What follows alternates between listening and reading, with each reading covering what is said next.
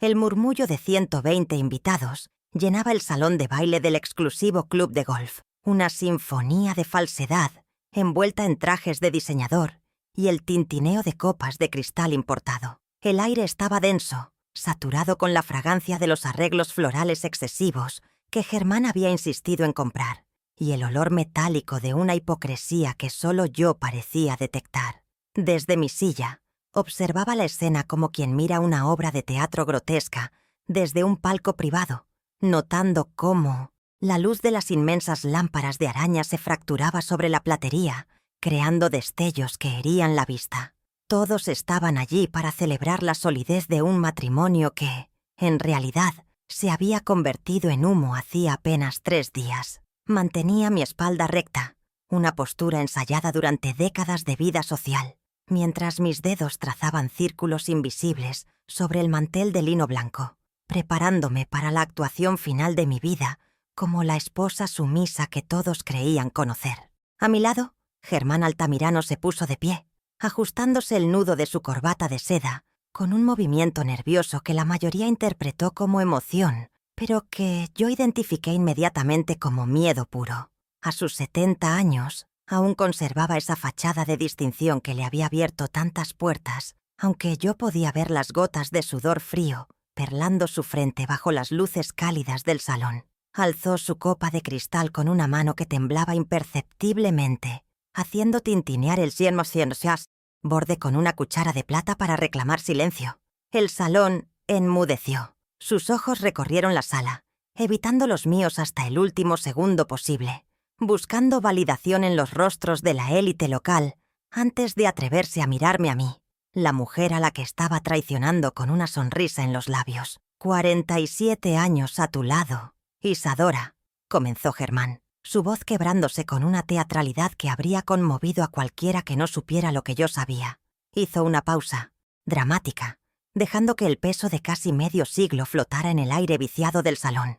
Todo lo que hemos construido, esta vida de confort, nuestra familia, te lo debo a ti y a tu paciencia infinita. Eres el pilar que sostiene mi mundo, el faro que me guía en las tormentas. Por Isadora. Los aplausos estallaron, un estruendo educado pero entusiasta que resonó contra las paredes revestidas de madera noble. Yo sonreí con la frialdad de un iceberg, una mueca ensayada que no llegaba a mis ojos, mientras por dentro sentía cómo la bilis de la indignación me quemaba la garganta. Él realmente creía que mi paciencia era infinita. Germán pensaba que sus palabras lisonjeras podían borrar la realidad de sus actos, que un brindis público era suficiente para mantenerme dócil. No tenía ni la menor idea de que mi paciencia, esa virtud que tanto alababa, se había agotado y muerto hacía exactamente 72 horas, en el preciso instante en que vi el contenido de su maletín de cuero y comprendí la magnitud de su deslealtad. Sobre la mesa inmaculada, justo al lado de mi plato de porcelana, descansaba un objeto que pasaba desapercibido para los 120 invitados, pero que para mí pesaba más que todo el edificio. Un sobre lacrado color crema, con el membrete dorado del doctor Octavio Beltrán. Mi mano derecha se posó suavemente sobre él, acariciando la textura del papel de alto gramaje, como quien acaricia el gatillo de un arma cargada.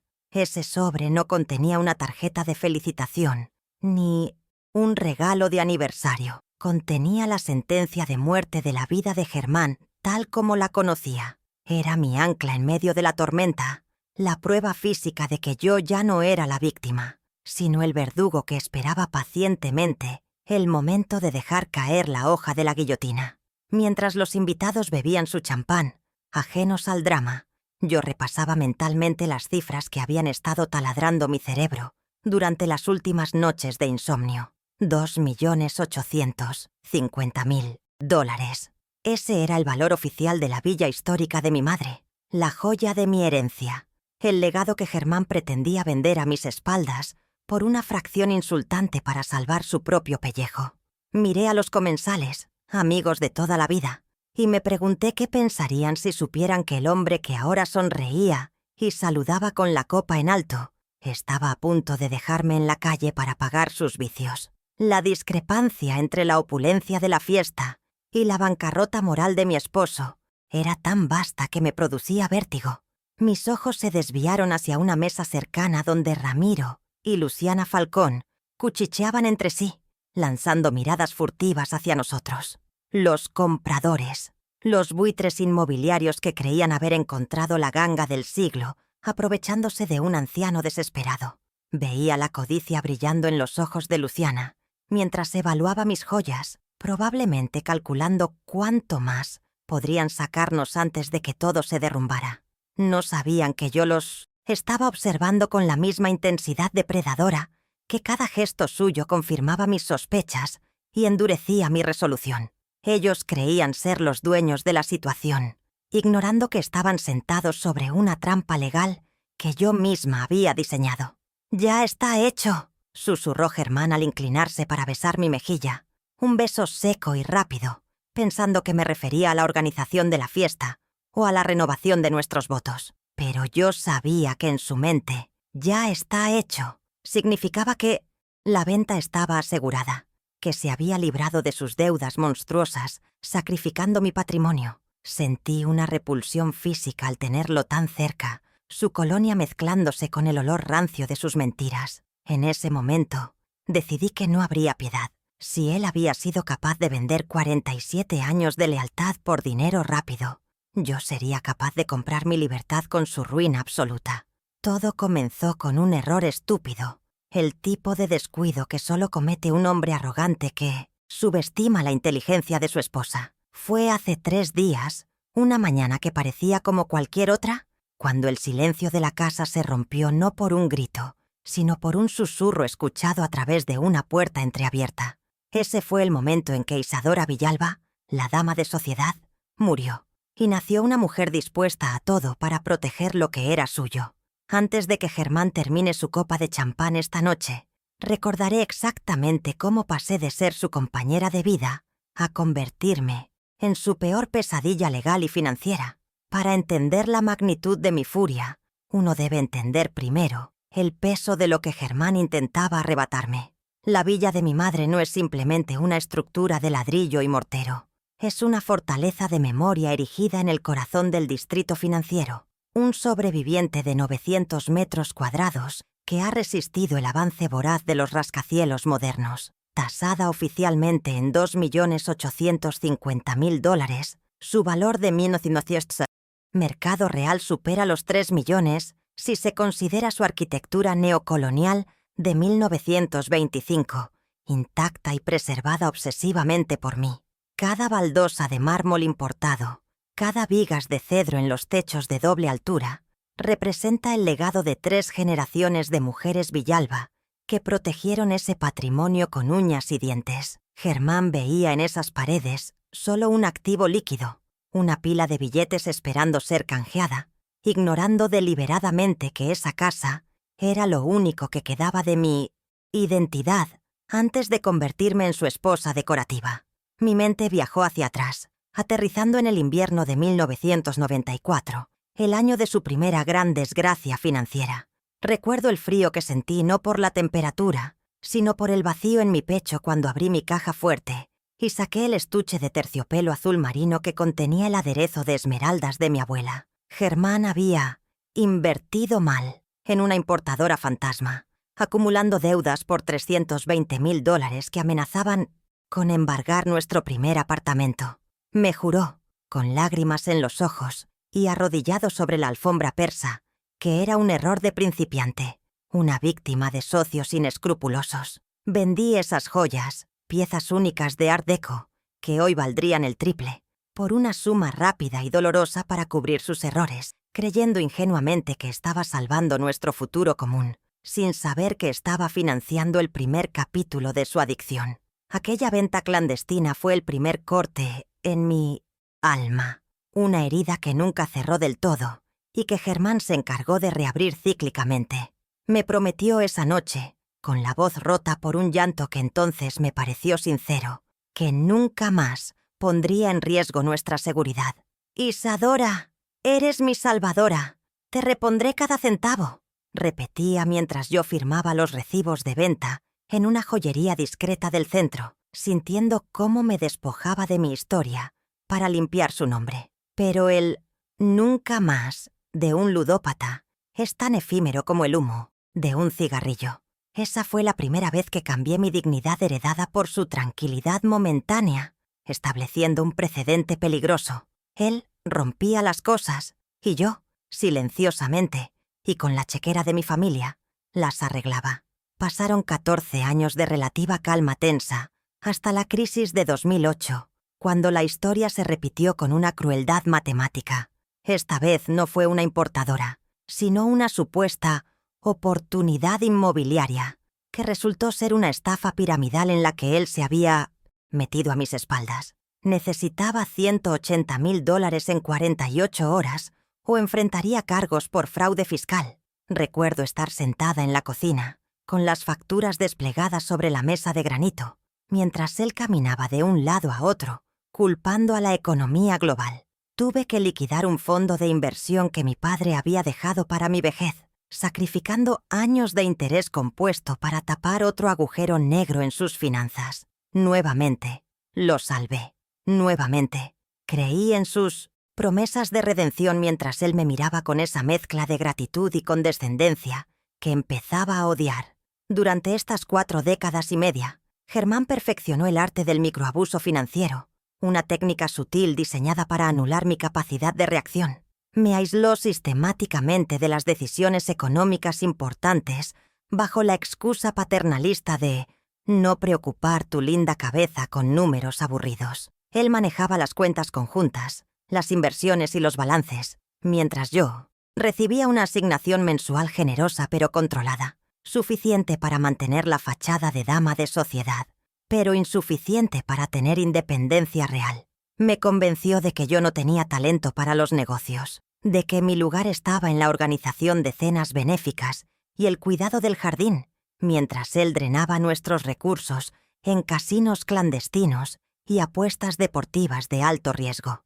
Yo vivía en una jaula de oro, ciega ante la realidad de que las reuniones de negocios de mi fin de semana en realidad eran escapadas a las mesas de póker de ciudades vecinas. Calculo, siendo conservadora, que entre 1995 y 2015, Germán dilapidó cerca de $1,500,000 en juego, mientras yo ahorraba en el servicio doméstico y supervisaba personalmente las compras para no exceder el presupuesto del hogar. Él apostaba el equivalente a un coche de lujo en una sola mano de cartas. La disparidad entre mi austeridad doméstica y su despilfarro secreto era grotesca. Yo regateaba el precio de las reparaciones de plomería. Él dejaba propinas de $500 a las camareras de los casinos para sentirse un magnate, alimentando un ego que era tan frágil como nuestras finanzas. Sin embargo, había una línea que él no podía cruzar, un territorio que yo había mantenido ferozmente bajo mi control, la casa de mi madre. A pesar de sus súplicas a lo largo de los años para hipotecarla y apalancar nuevos negocios, siempre me negué. Esa casa era mi santuario. Yo pagué cada centavo de su mantenimiento con los restos de mi herencia personal. En 2018, cuando el techo de la ala este colapsó tras una tormenta, fui yo quien desembolsó $45,000 para la restauración, supervisando a los albañiles turno tras turno, asegurándome de que se usaran tejas originales. Germán ni siquiera apareció por la obra. Estaba demasiado ocupado, gestionando clientes, o eso decía, mientras yo respiraba polvo y peleaba con contratistas para preservar el único bien que estaba exclusivamente a mi nombre. Esa casa representaba mi plan de escape, mi seguro de vida, la certeza de que si todo lo demás fallaba, tendría un techo propio donde morir con dignidad. Él lo sabía, sabía que la escritura original estaba a mi nombre y que yo la guardaba como a un hijo. Por eso, su traición actual no es solo financiera, es una violación de un tratado de paz tácito que habíamos mantenido durante décadas. Al intentar venderla, no solo estaba buscando liquidez, estaba atacando el núcleo de mi seguridad, desmantelando mi refugio para pagar una deuda de $750,000 generada en mesas de juego turbias, con prestamistas que no aceptan pagarés ni excusas. La ironía es mordaz. Durante 47 años, Él se jactó de ser el proveedor, el hombre de la casa, el genio financiero. Pero las cifras reales cuentan una historia muy diferente. Si sumamos las joyas vendidas, los fondos liquidados, los rescates de sus quiebras y el mantenimiento de las propiedades, yo he inyectado más de $900,000 de mi patrimonio personal en este matrimonio, sin contar la revalorización de los activos. Él no me ha mantenido, yo lo he subvencionado. He sido su red de seguridad invisible, la aseguradora que cubre sus desastres sin cobrar primas. Y su forma de agradecerme, al final del camino, fue falsificar mi firma para dejarme sin nada. El deterioro se aceleró en los últimos 6 meses. Sus manos empezaron a temblar, su humor se volvió errático, y las llamadas silenciosas a nuestro teléfono fijo se multiplicaron. Yo notaba cómo adelgazaba, cómo su piel adquiría un tono grisáceo, signos que atribuía a la vejez, pero que ahora reconozco como los síntomas del pánico puro. La deuda de $750,000 no surgió de la noche a la mañana. Fue una bola de nieve de intereses usureros que él intentó ocultar hasta que la avalancha fue inminente. Sabía que estaba acorralado. Sabía que esta vez mis joyas no alcanzarían y que yo no liquidaría la casa voluntariamente. Así que decidió prescindir de mi voluntad. Lo que Germán olvidó en su desesperación es que la mujer que supervisó cada reforma de esa casa, que conoce cada grieta y cada viga, no es la esposa sumisa que él cree. Olvidó que durante esos años de no preocupar mi linda cabeza, yo aprendí a observar, a callar y a guardar. Aprendí que la confianza es un lujo que las mujeres ricas no pueden permitirse con maridos jugadores. Y sobre todo, subestimó mi capacidad para proteger lo que es mío. Él pensó que estaba vendiendo una propiedad vacía.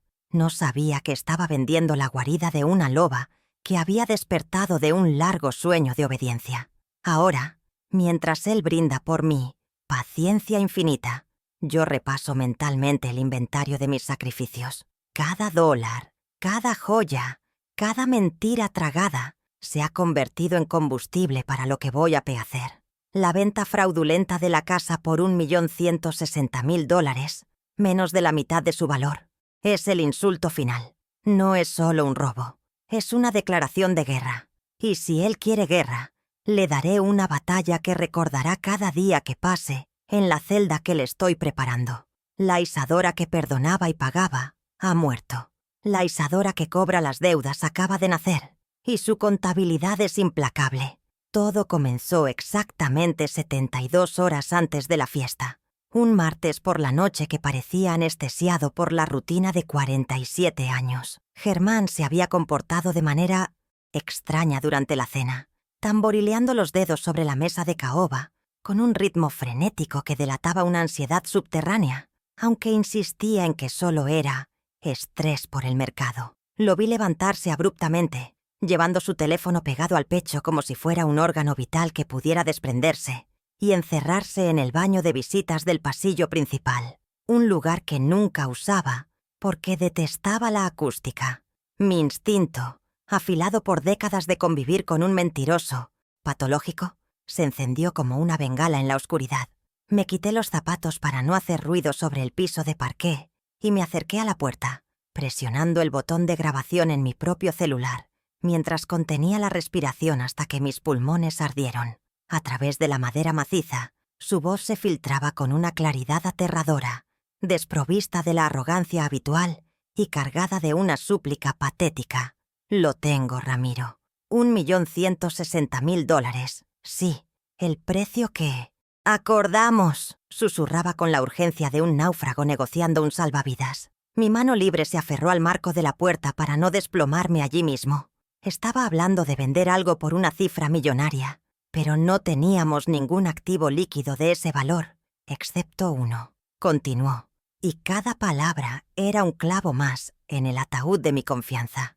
Te doy las llaves el viernes a las 3. Con eso pago los 750,000 que debo y me sobran para desaparecer un tiempo. Nadie se enterará hasta que esté hecho. Isadora no sospecha nada.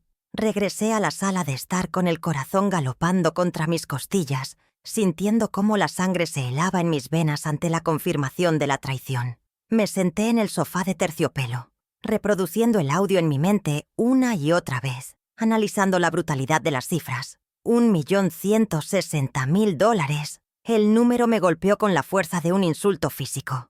La tasación más reciente de la villa, realizada hace apenas 6 meses por el banco para un trámite de seguros, arrojaba un valor de $2.850.000. Germán no estaba simplemente vendiendo mi herencia.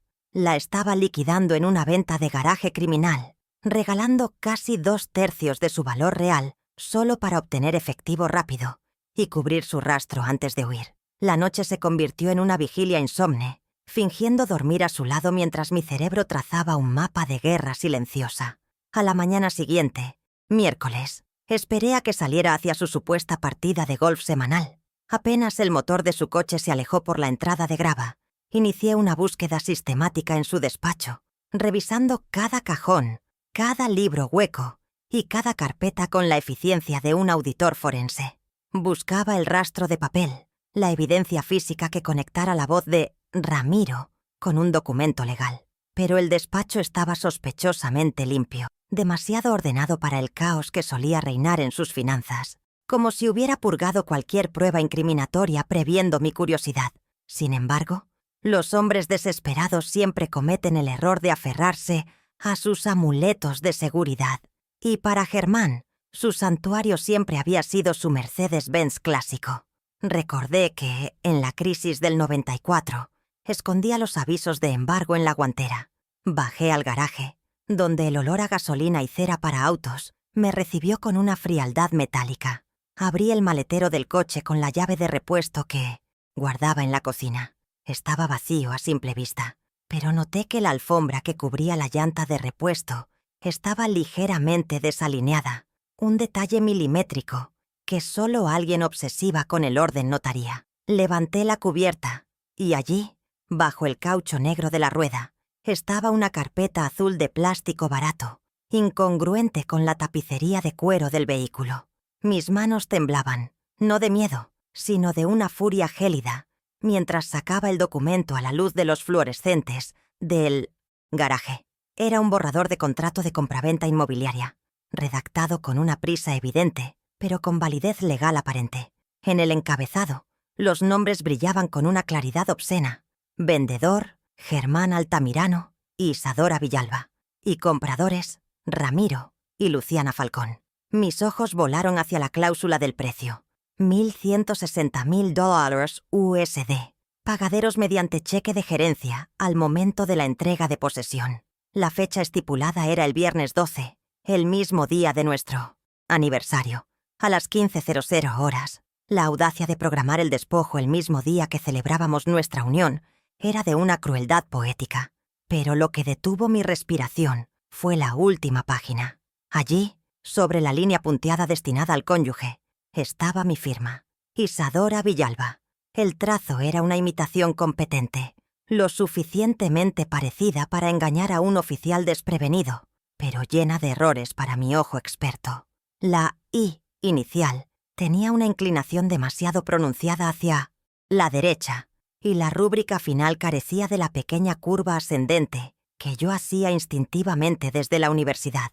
Germán había falsificado mi consentimiento, convirtiendo una mala decisión financiera en un delito grave de falsificación de documento público y fraude. En ese garaje silencioso, comprendí que ya no estaba casada con un esposo irresponsable, sino con un criminal dispuesto a sacrificarme. Saqué mi teléfono y fotografié cada página del contrato, asegurándome de que los números de folio, las fechas y, sobre todo, la firma falsa fueran legibles bajo la luz artificial. Luego, con la precisión de un cirujano, volví a colocar la carpeta exactamente como la había encontrado, cuidando de alinear la alfombra sobre la llanta de repuesto para no despertar sospechas. Necesitaba que él creyera que su plan seguía siendo secreto, que yo seguía siendo la esposa ignorante que preparaba la fiesta de aniversario. Si lo confrontaba ahora, él destruiría el contrato y buscaría otra forma de hacerme daño. Necesitaba dejar que la trampa se cerrara por completo. Esa noche, El rompecabezas de su motivación terminó de armarse con una pieza final y aterradora. Germán dormía profundamente, probablemente sedado por las pastillas que había empezado a tomar para la ansiedad, cuando su teléfono vibró sobre la mesita de noche, iluminando la oscuridad del dormitorio con un resplandor azul fantasmal. Me giré lentamente, cuidando de no alterar mi respiración, y vi la notificación en la pantalla de bloqueo. No era un mensaje de Ramiro, ni de ningún socio comercial. El remitente aparecía como desconocido, pero el contenido era explícito y brutal. Si no hay dinero el viernes antes de las 5, despídete de tus rodillas. No más prórrogas, viejo. El mensaje permaneció visible durante unos segundos antes de que la pantalla se apagara, pero la imagen quedó grabada en mi retina. Despídete de tus rodillas. Ahora entendía el pánico, el sudor frío, la urgencia irracional de vender una propiedad de casi 3 millones por 1/3 de su valor. Germán no estaba pagando deudas de negocios. Estaba pagando una deuda de honor con usureros violentos, gente que no demandaba en juzgados, sino que cobraba con sangre. La cifra de $750.000 que había mencionado en el baño cobraba un sentido siniestro. Era el precio de su integridad física. El resto del dinero de la venta era su boleto de huida, dejándome a mí lidiar con la ruina y posiblemente con los criminales, si decidían que la esposa también debía pagar. Deslicé mi mano con extrema delicadeza, tomé su teléfono y, usando el código que él creía que yo ignoraba, su fecha de nacimiento, patéticamente predecible, desbloqueé el aparato.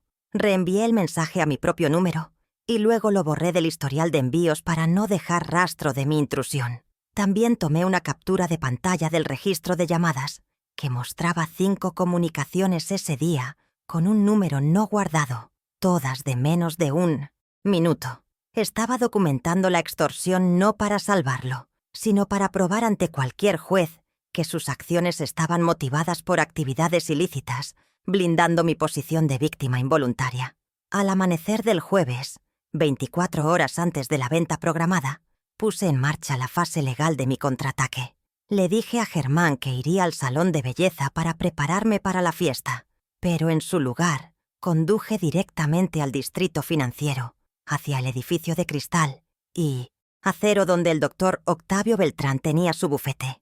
Octavio había sido el notario de mi padre y el custodio de los secretos de la familia Villalba durante 30 años. Entré en su oficina sin cita previa, pasando por encima de la secretaria con una autoridad que no admitía réplicas, y arrojé sobre su escritorio de caoba las impresiones de las fotos del contrato falso y la transcripción del audio del baño. Octavio, un hombre de 70 años con la seriedad de un juez de la Corte Suprema, revisó los papeles en silencio. Vi cómo sus cejas se fruncían y cómo su rostro perdía color al llegar a la página de la firma falsificada. ¿Sabes lo que esto significa, Isadora?, me preguntó con voz grave, quitándose las gafas para mirarme a los ojos. Esto es estelionato, falsificación y tentativa de fraude mayor. Si presentamos esto ahora, podemos detener la venta y arrestarlo esta misma tarde. Su instinto protector era conmovedor, pero yo tenía un plan diferente, uno que requería más sangre fría y una humillación pública definitiva. No, Octavio, respondí, sentándome frente a él con la espalda erguida. Si lo arrestamos ahora, él alegará demencia senil, presión, o dirá que yo le di permiso verbal. Necesito que la venta se consume. Necesito que reciba el cheque. Necesito que los Falcón crean que son dueños de la casa. Solo entonces sacaremos eso. Octavio asintió lentamente, comprendiendo a dónde quería llegar, y se levantó para caminar hacia la caja fuerte empotrada en la pared, oculta, tras un cuadro al óleo de un paisaje marino. Giró la combinación y extrajo una carpeta de cuero envejecido que yo no había visto en una década, pero cuya existencia había sido mi única tranquilidad durante las noches en que Germán llegaba oliendo a alcohol y perfume barato. La colocó sobre la mesa con reverencia. Era la escritura de fideicomiso irrevocable de administración y dominio, un documento que habíamos redactado y firmado en secreto 10 años atrás, justo después de su segunda quiebra. Abrí el documento y mis dedos recorrieron la cláusula quinta, la trampa mortal que Germán, en su ignorancia y arrogancia, desconocía por completo. El texto era claro y devastador. Cualquier enajenación, gravamen o venta de la propiedad ubicada en la calle Los Robles, 450, requerirá sin excepción la validación biométrica y la presencia física de la beneficiaria principal, Isadora Villalba, ante notario público certificado. Cualquier contrato firmado sin este requisito será considerado nulo de pleno derecho, ab initio, y constituirá prueba irrefutable de fraude por parte del oferente. Esta escritura, dijo Octavio golpeando suavemente el papel con su dedo índice, convierte su contrato de venta en papel mojado. Legalmente, Germán no es dueño de la casa. La casa pertenece al fideicomiso, y tú eres la única que controla al fideicomiso. Él está vendiendo algo que no tiene. Está vendiendo el puente de Brooklyn. ¡Exacto!, dije sintiendo por primera vez una sonrisa genuina formarse en mis labios. Los Falcón, esos especuladores rapaces, no hicieron su debida diligencia. Se cegaron por el precio bajo. Creyeron que compraban una ganga a un viejo tonto, y en su lugar están comprando un boleto directo a una demanda por complicidad. ¿Cuál es tu instrucción, Isadora?, preguntó Octavio, cerrando la carpeta y mirándome con una mezcla de respeto y temor. «Prepara copias certificadas de todo», ordené poniéndome de pie y alisando mi falda. «Quiero 3 juegos, uno para ti, uno para la policía y uno que llevaré yo misma a la fiesta. Mañana a las 3 de la tarde, cuando Germán entregue las llaves, quiero que tú estés listo para recibir mi llamada. Pero no intervengas antes. Deja que el dinero cambie de manos. Quiero que el delito sea flagrante, consumado y presenciado por testigos». Salí de la oficina de Octavio sintiendo el peso de la carpeta en mi bolso, como si fuera el martillo de un juez. Tenía las pruebas, el audio que demostraba la premeditación, el contrato que probaba la falsificación, la amenaza que explicaba el móvil y el fideicomiso que garantizaba mi victoria final. Todas las piezas estaban sobre el tablero. Germán pensaba que estaba jugando al póker con una esposa ingenua, pero no se había dado cuenta de que estábamos jugando al ajedrez, y él ya estaba en jaque mate desde hacía 10 años. Ahora solo me quedaba volver a casa, ponerme mi mejor vestido y sonreírle durante 24 horas más, mientras él caminaba ciegamente hacia el abismo que él mismo había cavado. El miércoles por la tarde puse en marcha la pieza fundamental de mi estrategia, la ausencia calculada. Sabía que para que Germán se sintiera lo suficientemente seguro como para ejecutar la venta fraudulenta, necesitaba el escenario vacío, libre de mi mirada inquisidora y de mi presencia física en la casa. Mientras él fingía leer el periódico en la sala, con los ojos saltando nerviosamente entre las líneas sin absorber nada, bajé las escaleras con una maleta de viaje pequeña, el tipo de equipaje que sugiere una urgencia familiar repentina. Me detuve en el umbral, observando cómo su postura rígida se relajaba instantáneamente al ver la maleta. Le informé con voz preocupada que mi hermana Matilde había tenido una recaída severa y que debía viajar a la costa para asistirla hasta el domingo.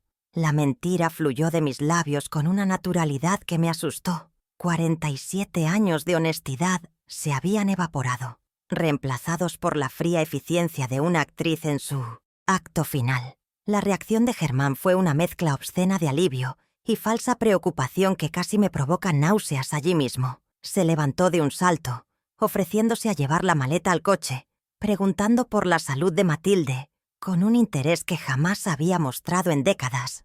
«Vete tranquila, querida. Yo me ocuparé de todo aquí. No te preocupes por la fiesta del viernes. Si no llegas, diremos que fue una emergencia», dijo. Y pude ver cómo su cerebro ya estaba recalculando los tiempos, ajustando la entrega de la casa para aprovechar mi ausencia. Me besó en la frente, un contacto frío y húmedo, y yo tuve que recurrir a toda mi fuerza de voluntad para no apartarme y gritarle que sabía exactamente lo que planeaba hacer con nuestro hogar en cuanto yo cruzara el portón de salida. Conduje mi coche fuera de la propiedad, pero no tomé la autopista hacia la costa. En su lugar, hice una serie de giros innecesarios por el vecindario para asegurarme de que no me seguía, aunque sabía que estaba demasiado ocupado celebrando su suerte como para vigilarme. Me registré en el Hotel Plaza, una torre discreta ubicada a solo 6 cuadras de nuestra casa, desde cuya suite en el 10º piso tenía una vista directa, aunque distante, de la entrada de la Villa Villalba. Desempaqué mi equipo de vigilancia, binoculares de largo alcance, mi teléfono con batería extra y la carpeta con las copias certificadas del fideicomiso. Este cuarto de hotel impersonal, con su olor a limpiador industrial y sábanas almidonadas, se convertiría en mi centro de comando durante las próximas 48 horas. Desde aquí vería morir mi matrimonio y nacer mi venganza. El jueves por la mañana comenzó con la contratación de Los Ojos. Necesitaba testigos profesionales, personas que pudieran documentar los movimientos en la casa sin intervenir, garantizando que la cadena de custodia de la evidencia fuera impecable. Contacté a una agencia de seguridad privada recomendada por el bufete de Octavio, especializada en litigios corporativos y disputas de alto perfil. A las 9:00 a.m. me reuní con el jefe del equipo, un ex detective de rostro pétreo llamado Vargas, en la cafetería del hotel. Le entregué las fotos de Ramiro y Luciana Falcón, que había conseguido de sus redes sociales, junto con la descripción del vehículo de Germán. Quiero registro de cada entrada y salida, fotos, horarios, patentes. Si mueven un solo mueble, quiero saberlo.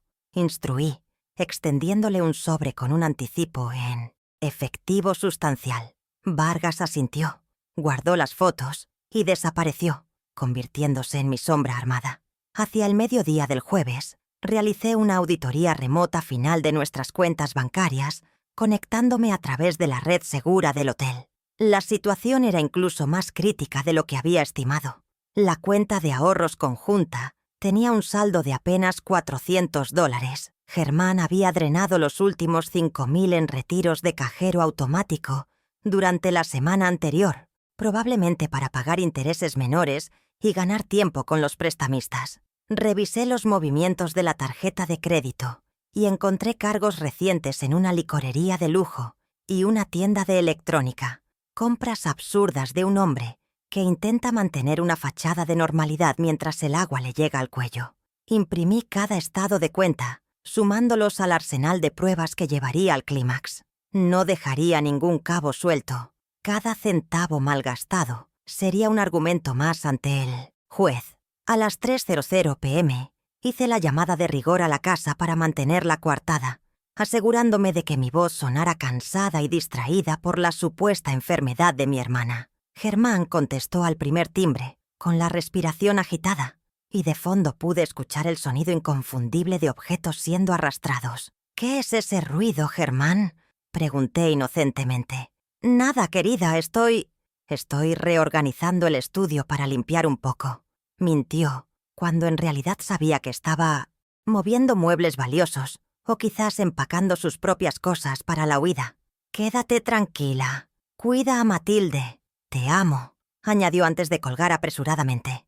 Ese «te amo», lanzado como una cortina de humo sobre su traición, fue el último clavo.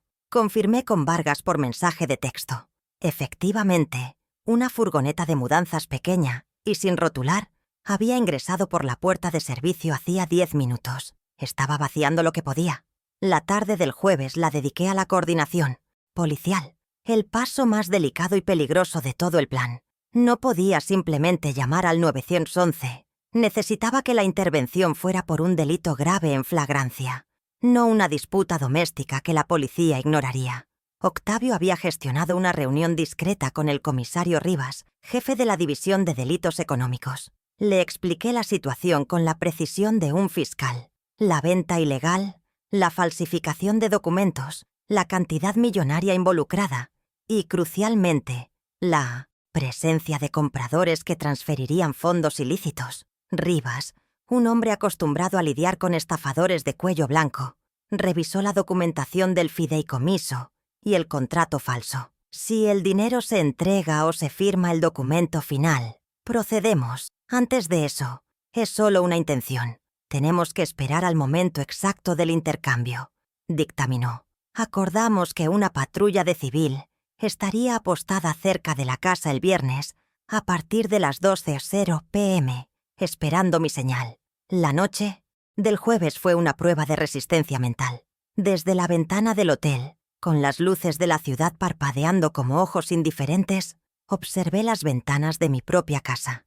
Veía sombras moverse, luces que se encendían y apagaban en patrones erráticos. Me pregunté qué estaría pensando Germán en ese momento. ¿Sentiría culpa?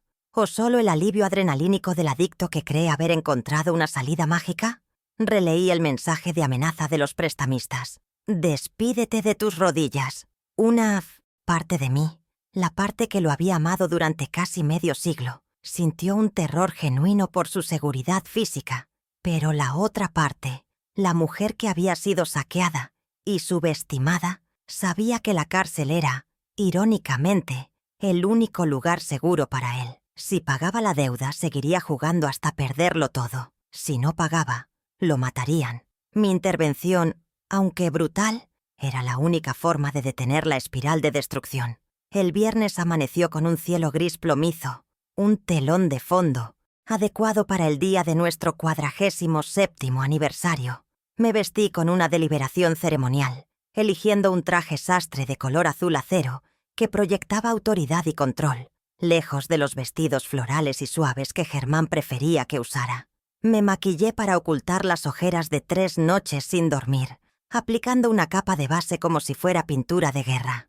No me puse el anillo de bodas. En su lugar, coloqué en mi dedo anular un anillo antiguo de mi madre, una pieza de ónix y oro que ella usaba para firmar contratos. Hoy no era una esposa, era la matriarca de los Villalba reclamando su territorio. Revisé mi bolso por 10ª vez, el teléfono con batería llena, la grabadora digital activada y la carpeta roja con la sentencia de Germán. A las 10:00 am, recibí el mensaje de texto de Germán. «Feliz aniversario, mi vida.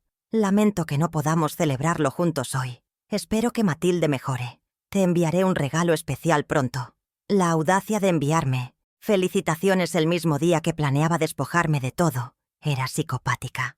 No respondí. Dejé que su ansiedad creciera con mi silencio. Sabía que estaría mirando su teléfono cada 5 minutos, preguntándose por qué la dócil Isadora no contestaba con emojis de corazones. Mi silencio era la primera grieta en su confianza, el primer indicio de que el guión que él había escrito en su cabeza no se estaba cumpliendo.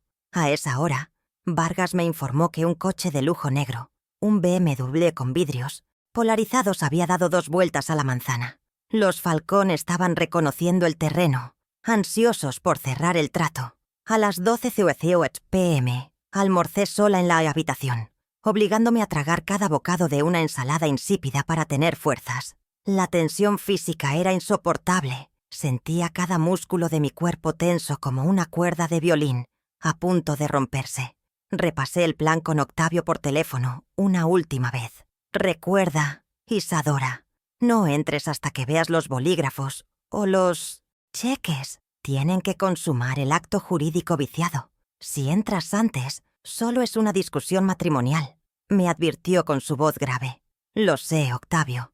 Esperaré hasta ver el blanco de sus ojos», respondí. Colgué y me miré en el espejo de cuerpo entero. La mujer que me devolvía la mirada no tenía miedo.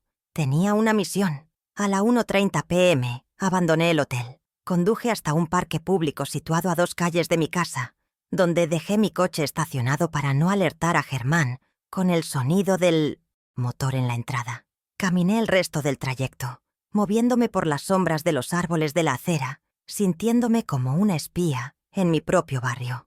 El aire estaba cargado de electricidad estática. Al llegar a la esquina, vi la patrulla camuflada del comisario Rivas, un sedán gris anodino con 2 hombres dentro, fingiendo revisar un mapa. Les hice un gesto imperceptible con la cabeza y continué. Me posicioné detrás de un seto alto de laureles que separaba el jardín del vecino, desde donde tenía una visión clara del pórtico de entrada de mi casa. A las 2:15 p.m. llegaron los Falcón. Bajaron de su BMW con la arrogancia de los conquistadores. Ramiro Falcón llevaba un maletín de cuero marrón y Luciana vestía un conjunto de marca demasiado llamativo, mirando la fachada de mi casa con una codicia propietaria que me revolvió el estómago. Germán salió a recibirlos, sonriendo de oreja a oreja, con esa sonrisa de vendedor de autos usados que yo tanto detestaba. Hubo apretones de manos, palmadas en la espalda y risas que resonaron en la calle tranquila.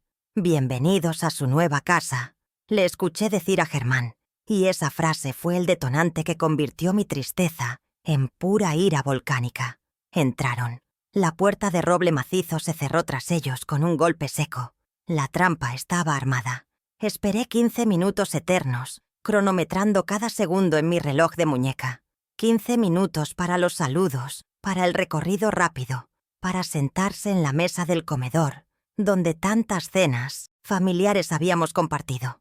Imaginé a Germán sirviendo licor, desplegando el contrato falso sobre la mesa, ofreciéndoles un bolígrafo con mano temblorosa. Imaginé a Ramiro sacando el cheque de gerencia, el precio de mi traición. Sabía que los prestamistas estarían esperando su pago antes de las 5:00 p.m. La presión sobre Germán debía ser asfixiante. A las 2:40 p.m. envié el mensaje clave al comisario Rivas. «Están dentro. Procedan en 5 minutos». Me acerqué a la puerta principal con las llaves en la mano, sintiendo el metal frío contra mi palma sudorosa. Podía escuchar voces amortiguadas desde el interior. No había vuelta atrás. En este momento, Germán creía que había ganado, que había logrado el crimen perfecto y que se había librado de sus deudas. Estaba en la cima de su euforia, y eso haría que la caída fuera mucho más devastadora. Respiré hondo, llenando mis pulmones con el aire familiar de mi jardín, el olor a jazmín y tierra húmeda que él estaba vendiendo por una miseria. Inserté la llave en la cerradura con un movimiento suave y silencioso, girándola milímetro a milímetro para no hacer ruido. El clic del mecanismo al abrirse sonó para mí como el disparo de salida de una carrera. Empujé la puerta y entré en el vestíbulo, donde la luz de la tarde entraba en diagonal, iluminando las partículas de polvo en suspensión.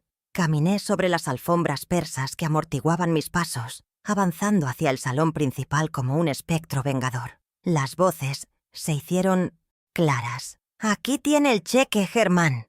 Un placer hacer negocios rápidos», decía la voz pastosa de Ramiro Falcón. «El placer es mío. Firme aquí y aquí», respondía Germán, su voz temblando de alivio. Me detuve justo en el arco de entrada al salón, oculta por una fracción de segundo antes de revelarme.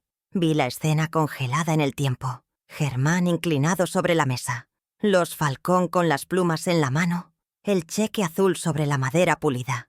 Todo estaba exactamente como debía estar para destruirlos. Mi corazón, que había estado galopando, de repente se calmó, entrando en un estado de quietud absoluta. Era el momento. Di un paso adelante, saliendo de las sombras, y mi tacón golpeó el suelo de madera con un sonido seco y autoritario que cortó el aire como un latigazo. «Espero que hayan traído un bolígrafo de tinta borrable», dije con voz clara y potente, rompiendo la burbuja de su celebración. «Porque van a necesitar reescribir muchas cosas hoy». Las 3 cabezas se giraron hacia mí al unísono, con expresiones que oscilaban entre el terror y la incredulidad. Germán palideció hasta parecer un cadáver, soltando el contrato como si quemara. Los Falcón se quedaron con la boca abierta, incapaces de procesar la aparición de la supuesta esposa ausente.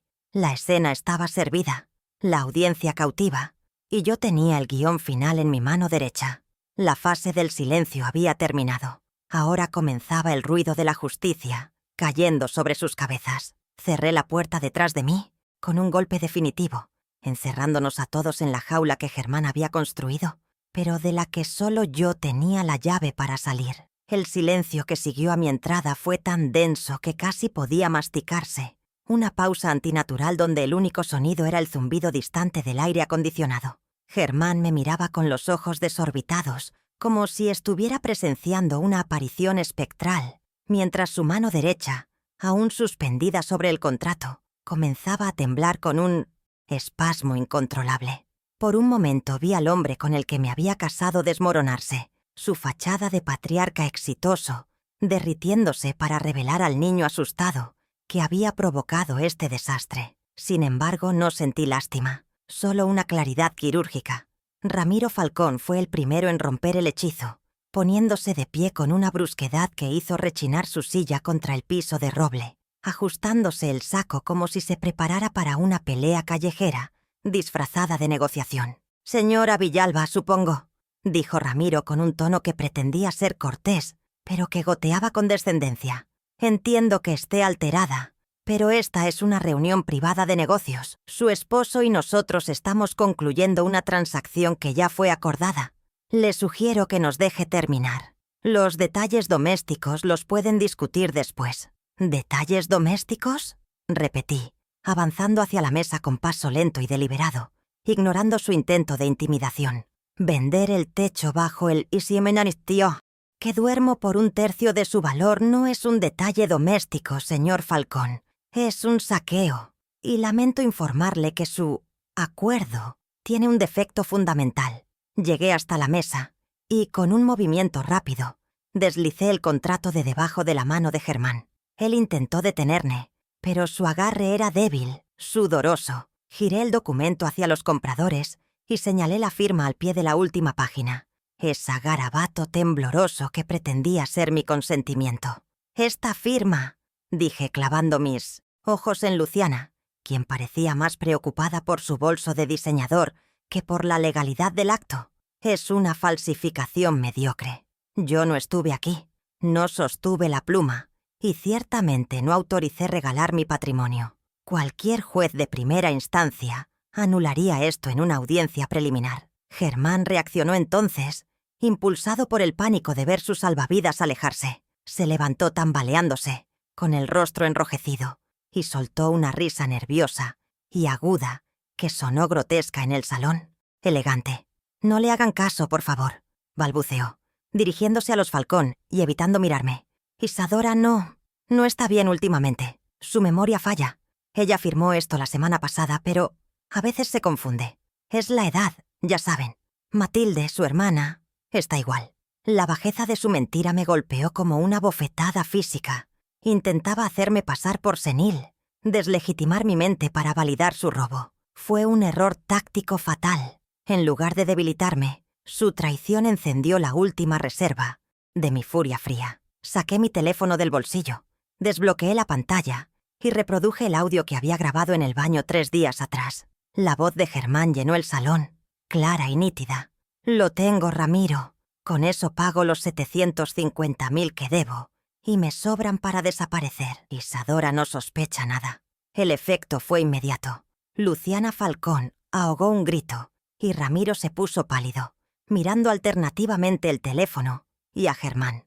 La mentira de la senilidad se evaporó instantáneamente. Germán se desplomó en su silla, cubriéndose la cara con las manos, vencido por su propia voz. Había expuesto no solo la estafa, sino la premeditación y la alevosía.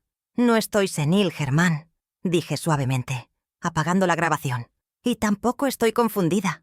Sé exactamente cuánto debes y a quiénes se lo debes. Sé que tus rodillas dependen de ese cheque que está sobre la mesa, pero ese dinero no va a salir de esta casa». Ramiro Falcón, recuperándose de la sorpresa, golpeó la mesa con el puño, haciendo saltar el cheque azul. Su codicia era más fuerte que su prudencia. «Mire, señora, no me importan sus dramas matrimoniales ni las deudas de su marido. Nosotros tenemos un contrato firmado por el titular registral y un cheque de gerencia emitido.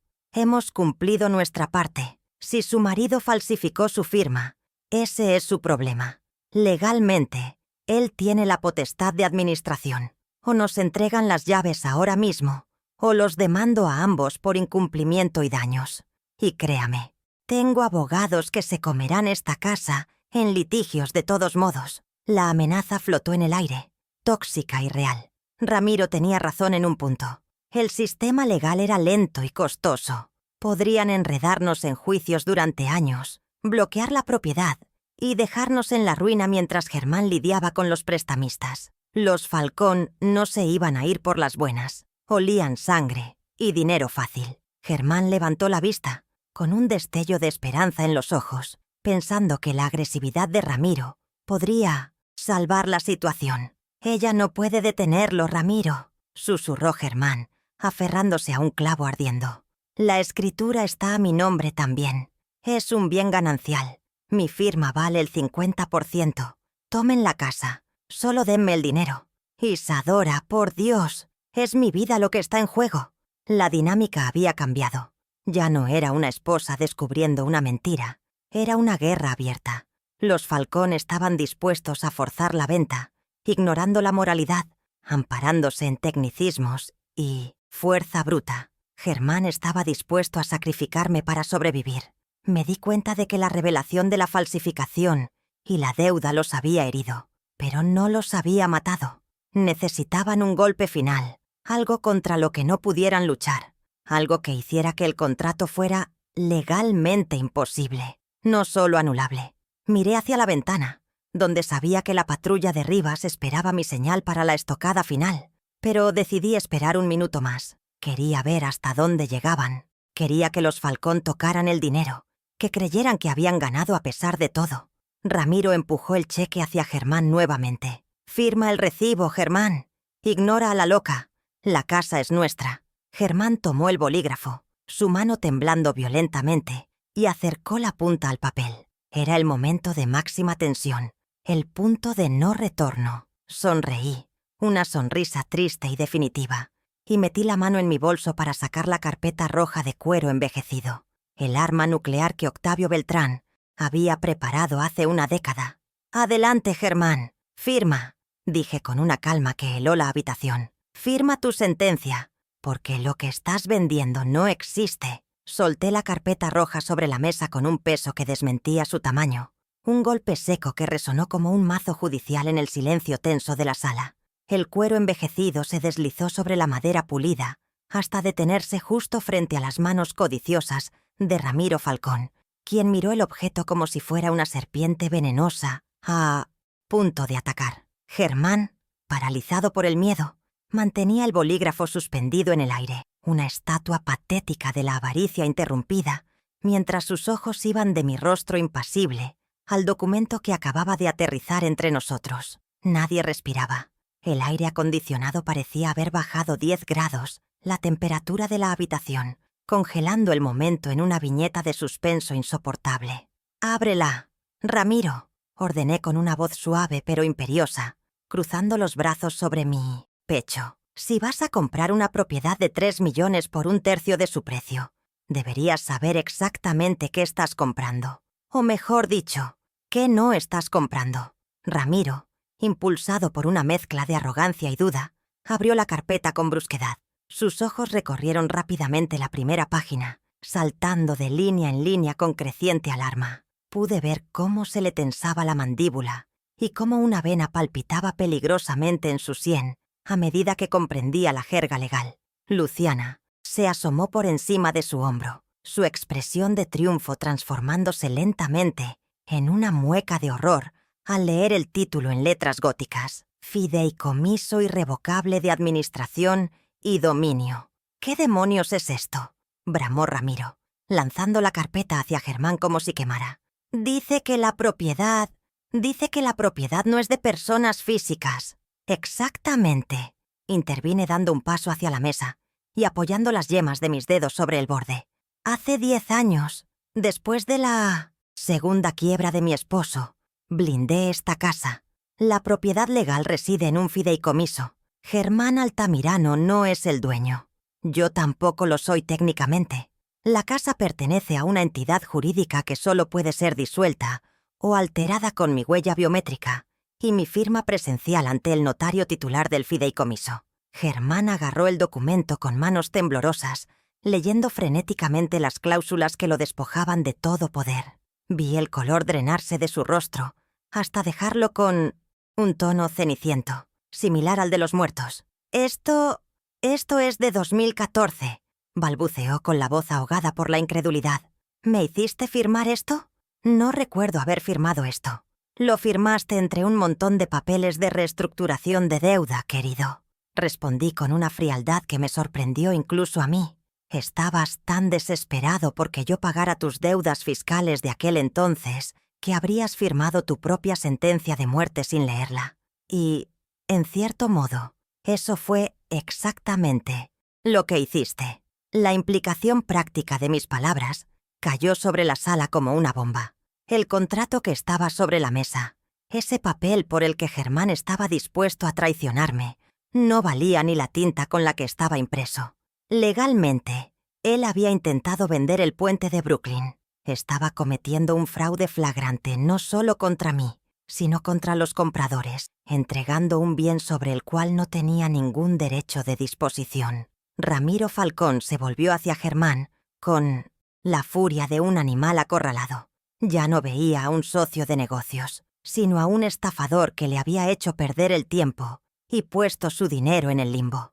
¿Es cierto esto, Altamirano?, rugió, agarrando a Germán por la solapa de su chaqueta cara. ¿Nos estás vendiendo una casa que no es tuya? Ya emití el cheque. El dinero ya salió de mi cuenta. No, yo no sabía, chilló Germán, intentando soltarse, sus ojos llenos de lágrimas de pánico. Es una trampa de ella. Ramiro, podemos arreglarlo. El dinero es para pagar tus deudas de juego, Germán. Corté su súplica con la precisión de un bisturí. Pero ese cheque ya no te pertenece. De hecho, ahora es evidencia. En ese instante, Luciana Falcón gritó, señalando hacia la ventana principal. ¿Qué es eso? ¡Hay gente afuera! Su voz histérica rompió la última barrera de contención.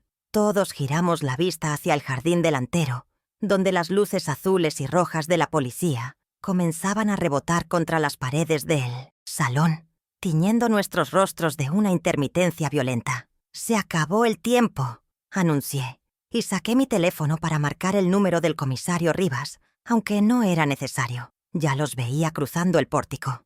«Bienvenidos a la fiesta de aniversario».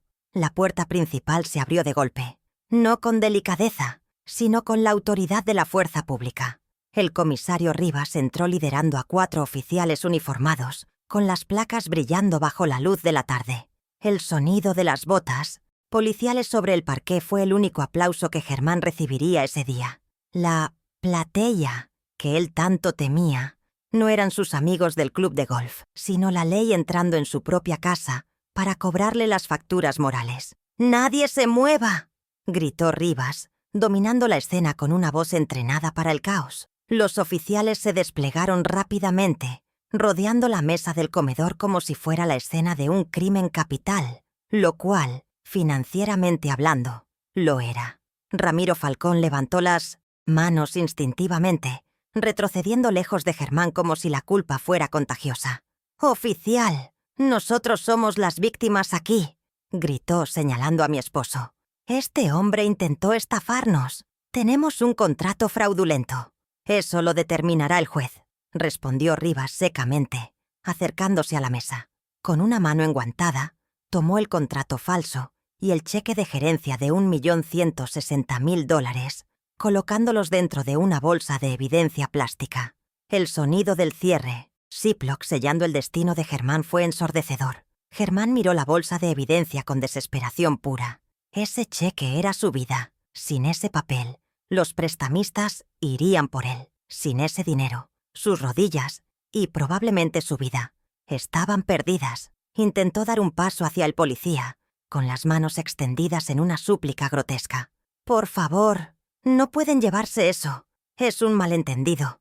Necesito...» «Germán Altamirano», interrumpió Rivas, sacando un par de esposas metálicas de su cinturón.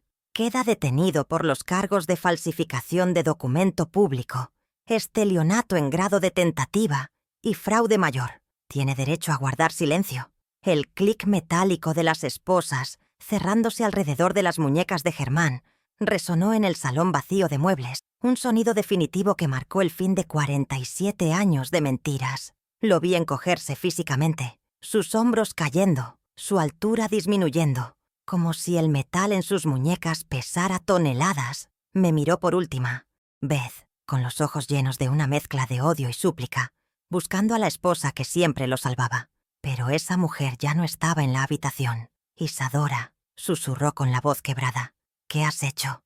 Me van a matar si no pago». Le sostuve la mirada, impasible, sintiendo cómo el poder fluía de vuelta hacia mí, llenando los espacios vacíos que su abuso había dejado durante décadas. «Yo no he hecho nada, Germán. Tú apostaste, y hoy la casa ganó». Los oficiales comenzaron a empujarlo hacia la salida. Ramiro y Luciana Falcón fueron retenidos por otro oficial. «Ustedes también vendrán a la comisaría a prestar declaración», informó Rivas, y se investigará el origen de sus fondos para una compra en efectivo de esta magnitud. La cara de Ramiro se descompuso. No solo había perdido la casa y el dinero momentáneamente, sino que ahora sus propias finanzas turbias estarían bajo el microscopio. Había buscado una ganga y había encontrado una auditoría fiscal. La tríada de consecuencias estaba completa y era devastadora. Germán había perdido su libertad, los Falcón habían perdido su anonimato y su dinero estaba congelado. Y yo había recuperado mi dignidad. Vi cómo sacaban a Germán a rastras por la puerta que él mismo había abierto para sus cómplices. La imagen de mi esposo, esposado y derrotado, siendo metido en la parte trasera de una patrulla frente a los vecinos que comenzaban a asomarse, era la humillación pública que él había merecido durante años. Pero, extrañamente, no sentí alegría. Sentí la paz profunda y silenciosa de quien ha terminado una tarea desagradable pero necesaria. El salón quedó en silencio, solo habitado por mí y por los fantasmas de lo que alguna vez fue un matrimonio. Miré la mesa vacía. El contrato ya no estaba. El cheque ya no estaba. La amenaza inmediata se había ido, llevada por las sirenas que ahora se alejaban aullando hacia el centro de la ciudad. Me acerqué a la ventana y descorrí la cortina pesada, dejando que la luz del atardecer inundara la habitación, iluminando el polvo que flotaba en el aire. La casa seguía allí. Mis paredes, mi techo, mi historia, todo estaba intacto. Germán había intentado vender mi pasado para comprar su futuro, pero se había olvidado de que yo era la guardiana del presente. Suspiré, sintiendo cómo la adrenalina comenzaba a bajar, dejando paso a un cansancio inmenso, pero era un cansancio limpio, el cansancio del guerrero después de la batalla. Saqué el anillo de ónix de mi madre de mi dedo y lo acaricié. Ella habría estado orgullosa. No había necesitado gritar, ni llorar, ni rogar. Solo había necesitado la verdad, un buen abogado y la paciencia para esperar el momento exacto en que la codicia de ellos se convirtiera en mi mejor arma. Mientras la última patrulla doblaba la esquina, llevándose los restos de mi vida anterior, supe que el trabajo duro apenas comenzaba. Habría juicios, escándalos, preguntas incómodas, pero por primera vez en 47 años, las respuestas serían mías. Me giré hacia la soledad de mi mansión recuperada y por primera vez en días, el silencio no me pareció opresivo, sino lleno de posibilidades. Las luces fluorescentes de la comisaría zumbaban con una frecuencia que me taladraba los oídos, un contraste brutal con la elegancia silenciosa a la que estaba acostumbrada, pero extrañamente reconfortante por su honestidad cruda. Sentada frente al escritorio metálico del oficial de guardia, con el doctor Octavio Beltrán a mi lado, como un centinela de traje oscuro, dicté mi declaración final con una voz que no tembló ni una sola vez. Describí los años de manipulación financiera, la sustracción de bienes y, finalmente, el intento de estafa masiva que habíamos detenido. No omití ningún detalle, ni siquiera la humillación de sus deudas de juego, porque entendí que la vergüenza ya no me pertenecía a mí, sino exclusivamente a él. Al firmar el acta policial, sentí que mi rúbrica, esa misma que Germán había intentado falsificar torpemente, recuperaba su fuerza y su legitimidad sobre el papel, sellando no solo una denuncia penal, sino el final de una era de sumisión. Antes de levantarme para irme, realicé el último acto simbólico de mi matrimonio, un gesto que había ensayado en mi mente durante el trayecto en la patrulla. Miré mi mano izquierda, donde el anillo de oro y diamantes había residido durante 47 años, dejando una marca pálida en la piel bronceada por el sol del jardín. Con un movimiento lento y doloroso, no por el sentimiento sino por la artrosis incipiente, deslicé la joya fuera de mi dedo. El metal se sintió pesado, cargado con casi medio siglo de mentiras y apariencias. Lo coloqué suavemente sobre la mesa de evidencias, justo al lado de la bolsa plástica que contenía el cheque fraudulento de los Falcón. «Oficial», dije con frialdad, «agregue esto al inventario. Es la prueba de un contrato que la otra parte rompió hace mucho tiempo». Salí de la oficina sin mirar atrás, sintiendo mi mano, extrañamente ligera y desnuda. La situación legal de Germán se resolvió con una rapidez aterradora, propia de cuando la justicia Tiene todas las pruebas servidas en bandeja de plata. El juez de turno, ante la magnitud de la estafa de $1.160.000 y la evidencia de sus conexiones con prestamistas peligrosos, dictó prisión preventiva inmediata sin derecho a fianza, citando un riesgo de fuga inminente. Me informaron que Germán pasó su primera noche en una celda compartida, lejos de las sábanas de hilo egipcio y los colchones ortopédicos de nuestra villa. No sentí lástima, sino un alivio pragmático. En la cárcel, irónicamente, estaba a salvo de los matones que amenazaban sus rodillas.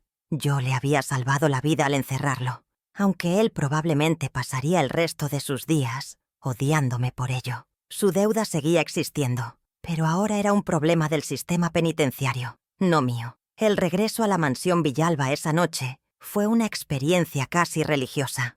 Al cruzar el umbral, el silencio de la casa me recibió no como un vacío, sino como un abrazo de bienvenida. Por primera vez en décadas, el aire no estaba viciado por la tensión de sus secretos, ni por el humo de sus cigarros clandestinos. Caminé por los pasillos encendiendo todas las luces, reclamando cada rincón, cada sombra, cada mueble.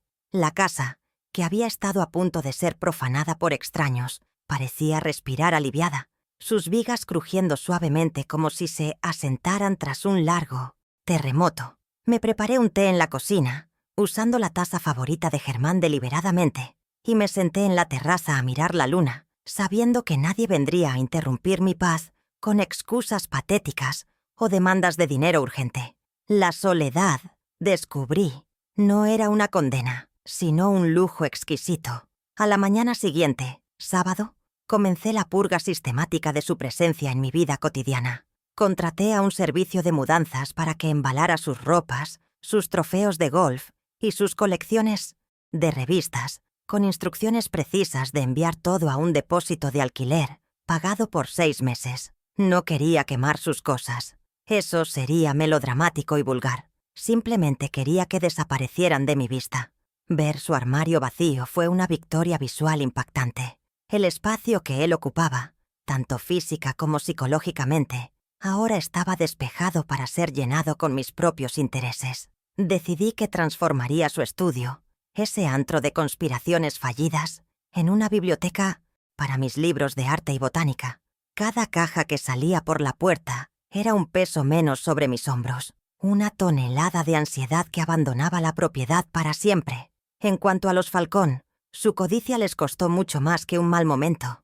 La intervención policial en la casa desencadenó una auditoría automática sobre el origen de los fondos de su cheque de gerencia. Resultó que Ramiro y Luciana no eran simples inversores, sino que estaban siendo investigados por lavado de activos, y su intento de comprar mi casa en efectivo encendió todas las alarmas fiscales. Sus cuentas fueron congeladas preventivamente esa misma semana. Me enteré por Octavio que estaban tan ocupados tratando de evitar la cárcel federal que ni siquiera intentaron demandarnos por la venta fallida. Habían venido por lana y habían salido trasquilados, atrapados en la misma red de legalidad que yo había tejido para mi esposo. La justicia poética, en este caso, vino acompañada de multas millonarias y el oprobio social. Mi vida social, por supuesto, sufrió un terremoto. El teléfono no dejó de sonar durante días. La élite del club de golf estaba hambrienta de detalles escabrosos. Lejos de esconderme o avergonzarme, tomé el control de la narrativa con la misma firmeza con la que había manejado el clímax. Asistí al almuerzo benéfico del domingo siguiente con la cabeza alta, vestida impecablemente, y cuando me preguntaron por Germán, respondí con una verdad selectiva y devastadora. Germán tomó malas decisiones financieras que comprometían mi patrimonio familiar. Afortunadamente, mis abogados intervinieron a tiempo. Ahora está descansando en un lugar seguro, donde no puede hacerse daño a sí mismo ni a nadie más. La mezcla de elegancia y brutalidad en mi respuesta cortó los chismes de raíz. Entendieron que yo no era la viuda doliente de un marido vivo, sino la superviviente victoriosa de una guerra doméstica. Con la ayuda del doctor Beltrán, reestructuré mis finanzas en tiempo récord. Cancelé todas las cuentas conjuntas, revoqué cualquier poder notarial que pudiera existir a favor de Germán y establecí un nuevo sistema de auditoría mensual para mis inversiones. Descubrí que, sin la sangría constante de sus deudas de juego, mis ingresos pasivos eran más que suficientes para mantener la villa y mi estilo de vida con holgura. Los números, que antes me aterraban porque siempre estaban en rojo por culpa de él, ahora se alineaban en columnas ordenadas de color negro. Por primera vez en mi vida, tenía control total sobre mi destino económico. Podía decidir si reparar el techo o viajar a Europa sin tener que pedir permiso, ni temer que el dinero hubiera desaparecido de la noche a la mañana.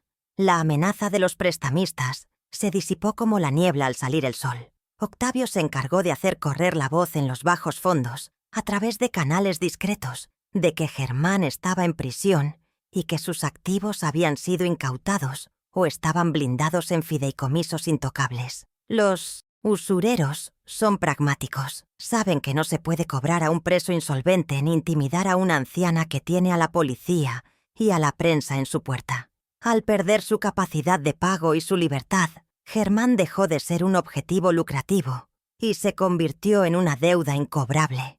Yo reforcé la seguridad perimetral de la casa con cámaras y sensores de movimiento, pero dormía tranquila sabiendo que el verdadero peligro, el enemigo que dormía en mi cama y abría la puerta desde adentro, ya no estaba allí. Mi rutina se transformó radicalmente. Ya no me despertaba con el estómago cerrado por la ansiedad de qué desastre descubriría ese día. Ahora, mis mañanas comenzaban con un paseo por el jardín, revisando mis rosales con la dedicación de quien cuida algo que sabe que le pertenece por completo.